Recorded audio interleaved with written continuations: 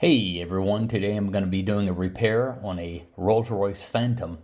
The rear bumper has a large puncture in it right next to the sensor, and the owner of the vehicle said that the dealership quoted him a ridiculous amount of money to replace the bumper. And I took a look at it and said, I think that's something I can repair. So what I did was I bagged everything up and then took a pick tool and pulled that piece of the bumper back out so it's nice and flush. I don't have to put so much Bondo or filler in it.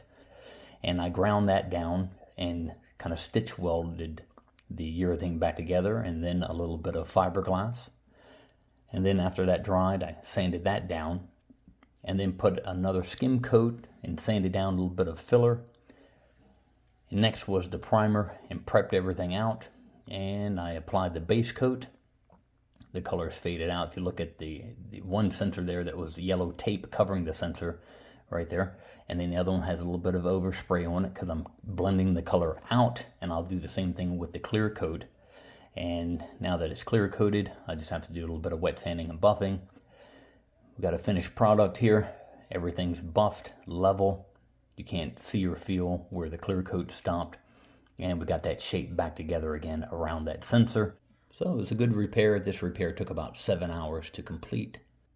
If you have any damage like this on your vehicle or any questions about this particular repair, feel free to contact me.